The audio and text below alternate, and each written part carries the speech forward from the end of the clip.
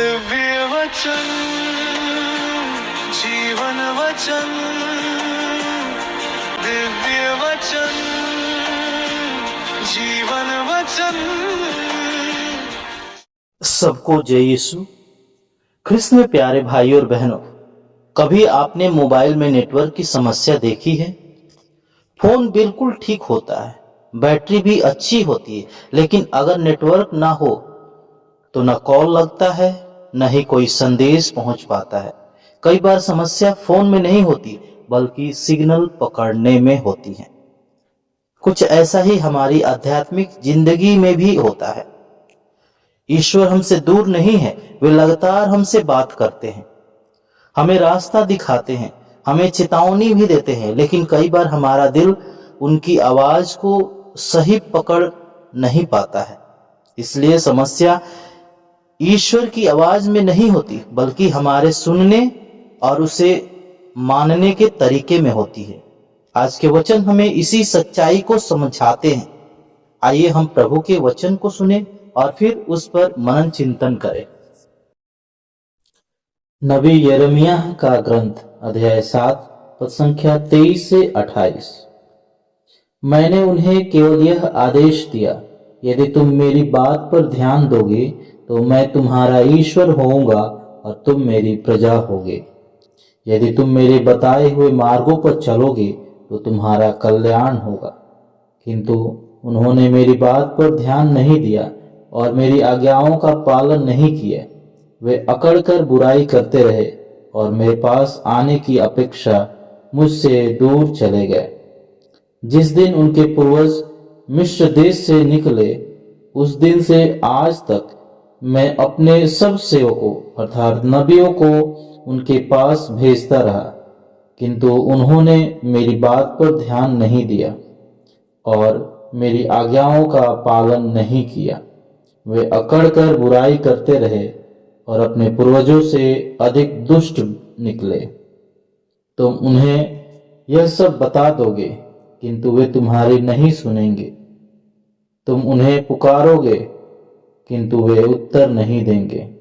तुम उनसे यह कहो, यह वह प्रजा है जो अपने प्रभु ईश्वर की बात नहीं सुनती और शिक्षा ग्रहण करने से इनकार करती है। सच्चाई नहीं रही, वह उनके मुख से चली गई है। प्रभु की वाणी। ईश्वर को धन्यवाद। संत लूकस के अनुसार पवित्र सुसमाचार अध्याय 11 पद संख्या 14 से 23। ईसा ने किसी दिन एक अवधूत निकाला जिसने एक मनुष्य को गूंगा बना दिया था। अवधूत के निकलते ही गूंगा बोलने लगा और लोग अचंभे में पड़ गए, परंतु उनमें से कुछ ने कहा, यह अवधूतों के नायक बेल्ज़ेबुल की सहायता से अवधूतों को निकालता है। कुछ लोग ईसा की परीक्षा लेने के लिए उनसे स्वर्ग की ओर का कोई चिन्ह मांगते रहे। उनके विचार जानकर ईसा ने उनसे कहा, जिस राज्य में फूट पड़ जाती है वह उजड़ जाता है और घर के घर ढह जाते हैं। यदि शैतान अपने ही विरुद्ध विद्रोह करने लगे तो उसका राज्य कैसे टिका रहेगा? तुम कहते हो कि मैं बेल्ज़ेबुल की सहायता से अवधूतों को निकालता हूं। यदि मैं बेल्ज़ेबुल की सहायता से अवधूतों को निकालता हूं तो तुम्हारे बेटे किसकी सहायता से उन्हें निकालते? इसलिए वे तुम लोगों का न्याय करेंगे। परंतु यदि मैं ईश्वर के सामर्थ से अवधूतों को निकालता हूं तो निसंदेह ईश्वर का राज तुम्हारे बीच आ गया है। जब बलवान मनुष्य हथियार बांधकर अपने घर की रखवाली करता है तो उसकी धन संपत्ति सुरक्षित रहती है, किंतु यदि कोई उससे भी बलवान उस पर टूट पड़े और उसे हरा दे तो जिन हथियारों पर उसे भरोसा था वह उन्हें उससे छीन लेता और उसका माल लूटकर बांट देता है। जो मेरे साथ नहीं है वह मेरा विरोधी है और जो मेरे साथ नहीं बटोरता वह बिखेरता है। प्रभु का सुसमाचार। ख्रिस्त प्रभु की जय। ख्रिस्त में प्यारे भाई और बहनों, आज मैं आपसे एक छोटा सा सवाल पूछना चाहता हूं। क्या कभी ऐसा हुआ है कि घर में माँ और पिता किसी बच्चे को बार बार समझाते हैं, ऐसा मत करो, यह तुम्हारे लिए अच्छा नहीं है। लेकिन बच्चा सुनता तो है पर मानता नहीं है। आखिरकार माता पिता को बहुत दुख होता है, क्योंकि वे जो कह रहे हैं वह बच्चे के भले के लिए ही कह रहे होते हैं। कभी कभी ईश्वर के साथ हमारी भी यही स्थिति हो जाती है। ईश्वर हमें रास्ता दिखाते हैं, हमें चेतावनी देते हैं, हमें बुलाते हैं, लेकिन हम सुनते हुए भी उनकी आवाज को अनसुना कर देते हैं। आज के वचन हमें इसी सच्चाई के सामने खड़ा करता है। प्यारे भाई और बहनों, आज के पहले पार्ट में हम देखते हैं कि ईश्वर अपने लोगों से बहुत सरल बात कहते हैं। मेरी आवाज सुनो, मेरे मार्ग पर चलो, तब मैं तुम्हारा ईश्वर होऊंगा और तुम मेरी प्रजा होगे। ईश्वर उनसे कोई जटिल या असंभव काम नहीं कहते हैं। वे सिर्फ चाहते हैं कि लोग उनकी आवाज सुने और उनके रास्ते पर चले। लेकिन नबी यिर्मयाह बताते हैं कि लोगों ने ईश्वर की बात नहीं मानी। वे अपने विचारों और अपनी इच्छाओं के पीछे चलते रहे। यह देखकर ईश्वर को बहुत दुख हुआ, क्योंकि वे बार बार अपने लोगों को सही रास्ते पर बुला रहे थे, लेकिन लोग अपनी जिद में आगे बढ़ते रहे। प्यारे भाई और बहनों, यह बात सुनकर शायद हमें लगे कि यह तो बहुत पुराने समय की कहानी है, लेकिन अगर हम ईमानदारी से अपने जीवन को देखें तो हमें पता चलेगा कि यह कहानी कई बार हमारी भी बन जाती है। हम प्रार्थना करते हैं, हम ईश्वर का वचन सुनते हैं, लेकिन जब जीवन में निर्णय लेने का समय आता है तो अक्सर हम वही करते हैं जो हमें सही लगता है, न कि जो ईश्वर हमें सिखाते हैं। प्यारे भाई और बहनों, इसी सच्चाई को हम सुसमाचार में भी देखते हैं। यीशु एक ऐसे व्यक्ति को चंगा करते हैं जो दुष्ट आत्मा के कारण बोल नहीं पा रहा था। जब यीशु उस दुष्ट आत्मा को निकालते हैं तो वह व्यक्ति बोलने लगता है। यह एक स्पष्ट चमत्कार था जिसे देखकर लोगों को ईश्वर की महिमा करनी चाहिए थी।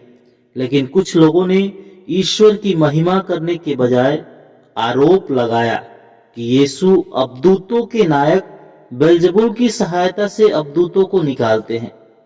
यहाँ एक बहुत ही गहरी बात समझ में आती है कि जब दिल पहले से बंद हो तो व्यक्ति ईश्वर के काम को भी स्वीकार नहीं कर पाता है। प्यारे भाई और बहनों, दिल का कठोर होना धीरे धीरे शुरू होता है जब हम बार बार सही बात को अनसुना करते हैं, जब हम अपनी गलती मानने से इनकार करते हैं, और जब ईश्वर हमें बदलना चाहते हैं लेकिन हम बदलना नहीं चाहते हैं, तब हमारा दिल कठोर होने लगता है। यह बिल्कुल उस खेत की तरह है जिसकी मिट्टी सख्त हो गई हो। चाहे कितनी भी अच्छी बीज क्यों न बोया जाए, वह उसमें जड़ नहीं पकड़ पाता। उसी तरह अगर हमारा दिल कठोर हो जाए तो ईश्वर का वचन हमारे जीवन में फल नहीं ला पाता है।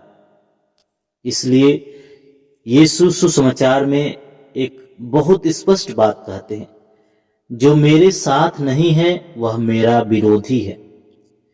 यीशु हमें यह समझाना चाहते हैं कि विश्वास में बीच में रहने का रास्ता नहीं है। कभी कभी हम सोचते हैं कि हम न पूरी तरह ईश्वर के साथ हैं, न पूरी तरह उनके खिलाफ। हम बस बीच में रह सकते हैं, लेकिन आध्यात्मिक जीवन के बीच में रुकना संभव नहीं है। यह उस नाव की तरह है जो नदी के बीच में खड़ी है। अगर नाविक नाव को आगे बढ़ाने की कोशिश नहीं करता तो वह नाव धीरे धीरे धारा के साथ बहने लगती है। उसी तरह अगर हम सच में ईश्वर के साथ चलने की कोशिश नहीं करते तो हम धीरे धीरे दुनिया के रास्ते की ओर बहने लगते हैं। आज का वचन हमें एक सरल लेकिन गहरा निमंत्रण देता है। ईश्वर हमसे बड़े काम नहीं कहते, वे सिर्फ चाहते हैं कि हम उनकी आवाज को सुने और उस पर चले। आज ईश्वर हमें क्षमा करने को कहते हैं तो हम क्षमा करें।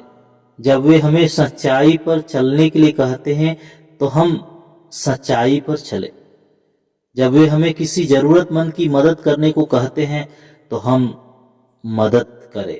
विश्वास बड़े बड़े शब्दों से नहीं बल्कि रोज की छोटी छोटी आज्ञाकारिता से मजबूत होता है।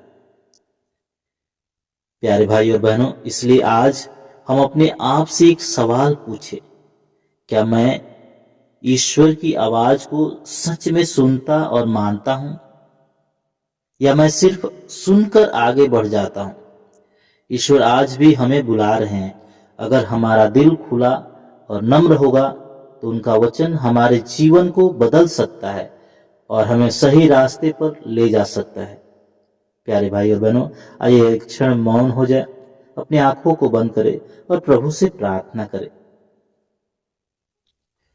हे प्रभु, हमें एक ऐसा दिल दे जो आपकी आवाज को सिर्फ सुने ही नहीं बल्कि उसे अपने जीवन में उतारने का साहस भी रखे। वे हमारी जिद को और कठोरता को दूर कर दे ताकि हम सच में आपके साथ चल सके। पिता, पुत्र और पवित्र आत्मा के नाम पर आमीन।